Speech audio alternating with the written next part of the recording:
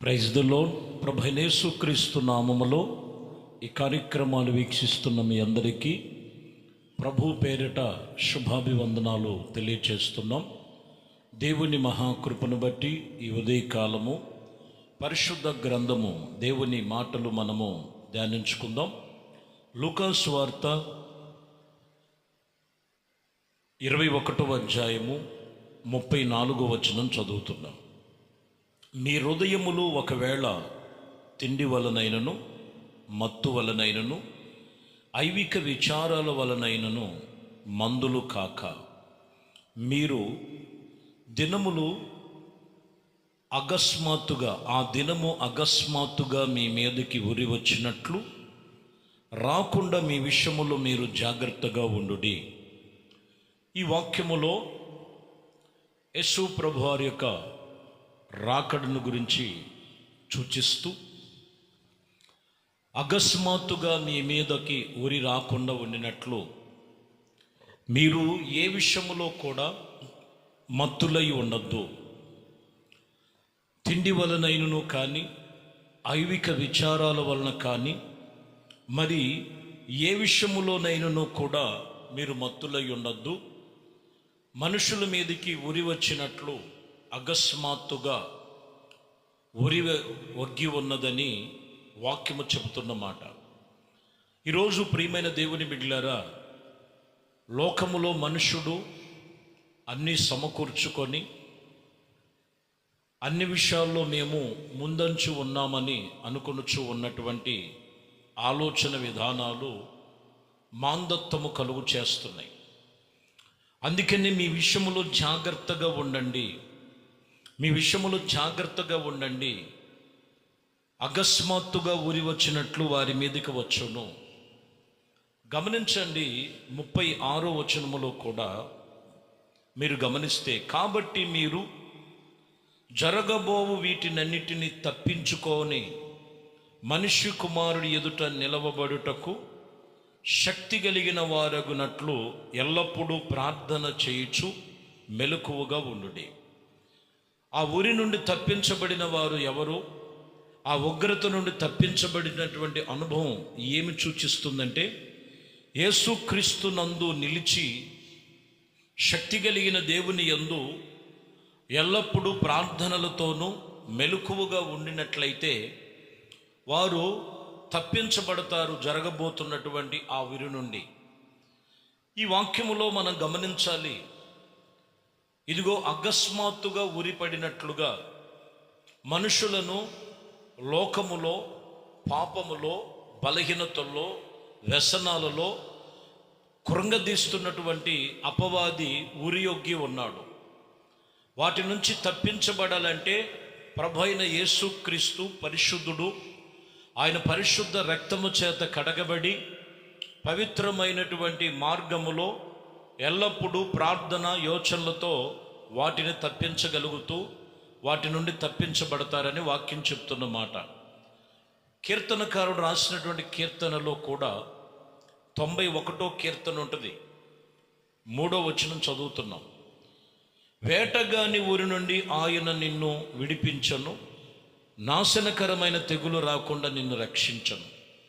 ఈ వాక్యములో వేటగాని ఊరి నుండి తప్పించబడినట్లుగా, నాశనకరమైన వాటి నుండి విడిపించబడి రక్షించబడినట్లుగా వారు ఉండాలి అని అంటే, ప్రాముఖ్యముగా 91లో ప్రారంభంలో అంటారు, మహోన్నతుని చాటును నువ్వు నివసించాలి.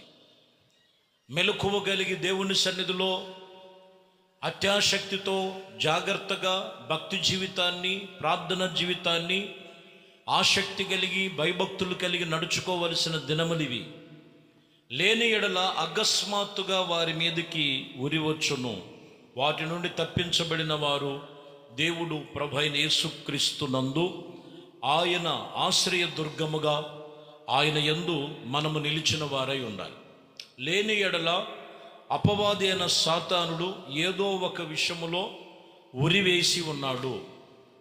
ఇదిగో దీనికి అనుకూలమైనటువంటి మాట ఇంకొకటి మనము హబక్కుకు గ్రంథములో 1వ అధ్యాయము 15వ వచనం చదువుతున్నాం. వాడు గాలము వేసి మానవులందరినీ గుచ్చి లాగుచున్నాడు, ఉరియొగ్గి చిక్కించుకున్నాడు. వాడు తమ వలలో వారిని కూర్చుకొని సంతోషపడి గంతులు వేయుచున్నాడు. చూసారా, సర్వ మానవాళ్ళకి వల వేశాడు, వాడు గాలం వేశాడు. ఏదో ఒక విషయములో మనుషుడు పాపములో, వ్యసనములో, శరీరేచ్ఛల్లో ఏదో ఒక ఉచ్చేశాడు, ఏదో ఒక వెరేశాడు. ఆ వెరలో వాళ్ళు పడిన తర్వాత, ఆ గాలములో పడిన తర్వాత, ఆ ఉరిలో పడిన తర్వాత వాడు గుచ్చి లాగుతూ వాడు వలలో చిక్కించుకొని, ఇదిగో మనుషులను చూసి వీడు సంతోషంగా గంతులు వేస్తున్నాడు. ఈరోజు వాక్యము చెప్తున్న మాట, అకస్మాత్తుగా ఉరి వచ్చుద్దు. ఆ ఉరిలో తప్పించబడాలంటే దేవుని యందు ఎల్లప్పుడూ భయభక్తులు కలిగి ఉండాలి. దేవుని యందు ఆశ్రయదుర్గమైనటువంటి ప్రభు సన్నిధిలో చాలా జాగ్రత్తగా ఉన్నట్లయితే వాటి నుంచి తప్పించబడతారు. గమనించాలి, రాయబడినటువంటి మాటల్లో మీరు చూస్తే కీర్తన గ్రంథములో 124 కీర్తన 7వ వచనములో, పక్షి తప్పించుకున్నట్లు మన ప్రాణములు వేటగాని ఉరి నుండి తప్పించుకొని ఉన్నది, ఉరి తెంపబడును, మనము తప్పించుకొని ఉన్నాము. ఒక పక్షి వేటగాని ఉరి నుండి తప్పించుకున్నట్లుగా ప్రతి మానవ యొక్క పాపములో, బలహీనతల్లో పడనివ్వకుండా అపవాది తంత్రములను ఎరిగి తప్పించబడాలంటే యేసుక్రీస్తు మనకు చాలిన దేవుడు. ఆయన పరిశుద్ధమైనటువంటి మాటల చేత వాక్యము చెబుతున్నటువంటి మాటలను మీరు గమనించాలి. ప్రియమైన దేవుని బిడ్డలారా, ప్రభు ఎందుకు ఆయన పిలుస్తున్నాడు, ఎందుకు వాక్యము బోధిస్తున్నారు, ఎందుకు దేవుని సన్నిధిలో మీరు మారండి, మార్పు చెందండి అని చెప్పేది ఏంటంటే, లోకములో అపవాదైన సాతానుడు ఉరివేసి ఉన్నాడు. వాడి నుంచి తప్పించబడాలంటే ప్రభు అయిన యేసుక్రీస్తునందు ప్రియమైన దేవుని బిడ్డలారా వాక్యము చెబుతున్నటువంటి విషయములో ఇదిగో వాటి నుండి తప్పించబడాలంటే దేవుని సహవాసం, పరిశుద్ధుల సహవాసం, సంఘ సహవాసములో స్థిరపరచబడినట్లయితే నీవు నీ కుటుంబము వేటగాని ఉరి నుండి, అనగా వాడి ఉరియొగ్గి నుండి తప్పించబడతారని వాక్యం చెప్తున్నమాట. ద్వితీయోపదేశ కాండములో 7వ అధ్యాయం 16వ వచనములో ఇజ్రాయేలు ప్రజలతో దేవుడు వాక్యం ఇక్కడ బోధిస్తున్న మాటలు చూద్దాం. మరియు నీ దేవుడైన యెహోవా నీకు అప్పగించిన సమస్త ప్రజలు ఇదిగో బొత్తిగా నాశనము చేయుదువు. నీవు వారిని కటాక్షింపకూడదు. వారు దేవతలను పూజింపకూడదు, ఏలయనగా అది వానికి ఉరిగాను. ఒక వ్యక్తికి ఉరిగా ఉన్నది కారణం ఏంటంటే అక్కడ మనం గమనించాలి. ఐగుప్తులో నుంచి, బానిసత్వము నుంచి విడిపించి పాలు తేనెలు ప్రవహించు దేశంలోనికి ప్రభు నడిపిస్తున్నాడు. ఇదిగో దేవుడు చేసిన కార్యాలు, దేవుడు చేసిన అద్భుతాలు, దేవుడు చేసిన ఆశ్చర్య కార్యాలు మర్చిపోయి వేరొక దేవతను వీరు అనుసరిస్తూ, వారు పూజిస్తూ, వేరొక దానిని వెంబడిస్తూ ఉండగా ఖచ్చితంగా అది వారికి ఉరిగా ఉన్నదని వాక్యం ఇక్కడ తెలియచేస్తున్నమాట. ఎందుకంటే ఐగుప్తులో నుంచి విడిపించింది దేవుడైన యెహోవాయే. ఎర్ర సముద్రము 2 పాయలు చేసింది ఆయనే. అలాగనే పగలు మేఘస్తంభములో, రాత్రి అగ్నిస్తంభములో ఇజ్రాయేలీలకు ఆయన సన్నిధి తోడుగా ఉంచి నడిపించింది. వారికి కావలసిన విషయములు, అన్ని విషయాల్లో ఇక్కడికి వచ్చేసరికి వేరొక దానిని అనుసరిస్తున్నారు. వేరొక దానిని అనుసరించటం వలన వారికి ఉరిగా ఉన్నదని వాక్యము చెబుతున్నమాట. కొరింథీ సంఘముతో పౌలు గారు కూడా అదే చెప్తున్నారు. 2 కొరింథీలకు రాసిన పత్రిక 4వ అధ్యాయం 4వ వచనములో, దేవుడు స్వరూపమును క్రీస్తు మహిమ కలిగి కనపరచబడే సువార్త ప్రకాశము వారికి ప్రకాశింపకుండినట్లు నిత్య నుండినట్లు ఈ యుగ సంబంధమైనటువంటి దేవత అవిశ్వాసులకు మనోనేత్రాలకి గుడ్డితనము కలుగు చేస్తుంది. చూడండి, ఈ యుగ సంబంధమైనటువంటి దేవత ఇదిగో అవిశ్వాసులైనటువంటి వారికి మనోనేత్రాలు, అవిశ్వాసాన్ని తీసుకొచ్చి వారి మనోనేత్రాలను గుడ్డితనం చేస్తుంది. ఈరోజు మనం చూస్తే దేవుడి మీద విశ్వాసములో నడిచినటువంటి అనుభవం ఉంటుంది కొందరికి, ఆ తర్వాత నుంచి అవిశ్వాసం అనేది అపవాది గుడ్డితనం కలుగు చేస్తున్నాడు. అందుకనే వేరొక దానిని అనుసరించే వానికి ఉరిగా ఉన్నది.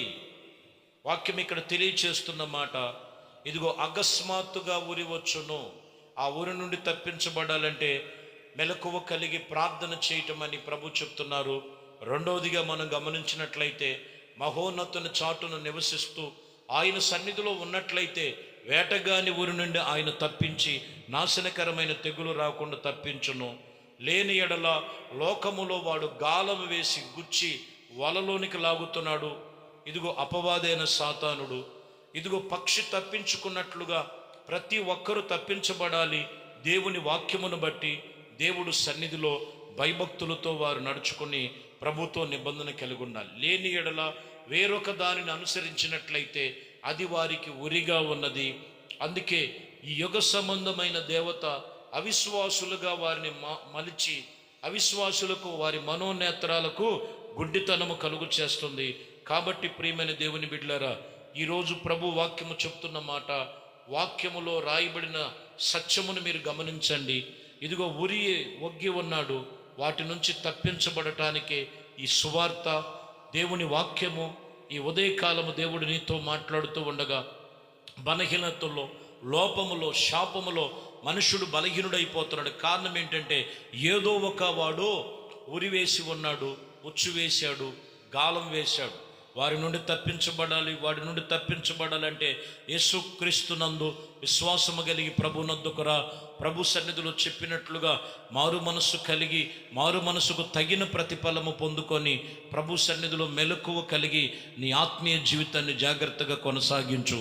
అప్పుడు నువ్వు తప్పించబడి దేవుని యొక్క కృప కింద, దేవుని యొక్క కరుణా కటాక్షము చేత నీవు నడిపించబడతావు. దేవుడు నీకును నీ కుటుంబానికి అట్టి గొప్ప విడుదల కలుగు చేయునుగాక. ప్రార్థన. పరిశుద్ధుడా, ప్రేమ కలిగిన తండ్రి, దయగలిగిన మా ప్రభువా, మీ శ్రేష్టమైన పరిశుద్ధ నామమునకే స్తోత్రాలు చెల్లిస్తున్నాం. మీ కృపా దయా సంకల్పమును బట్టి ఇదిగో నైనా ఈ ఉదయకాలము అయా వేటగాని ఊరి నుండి తప్పించబడినట్లుగా, పక్షి తప్పించుకున్నట్లుగా ఈ వాక్యం వింటున్న ప్రతి ఒక్కరిని అపవాది చేతుల్లో నుండి, సాతాను ఉచ్చుల నుండి తప్పించబడి వ్యసనాలు, బలహీనతలు, లోపములు పాడు చేస్తున్నటువంటి అంధకారపు చీకటి బంధకాలు లయపరిచి ఆశ్చర్యమైన కార్యములు మీ కృపలో జరిగించమని, మహిమ ఘనత ప్రభావాలు మీకే పొందుకోమని యేసుక్రీస్తు నామములో ప్రార్థించి వేడుకొనుచున్నాము తండ్రి. ఆమేన్. ప్రభు మిమ్మల్ని దీవించి ఆశీర్వదించునుగాక. ఆమేన్.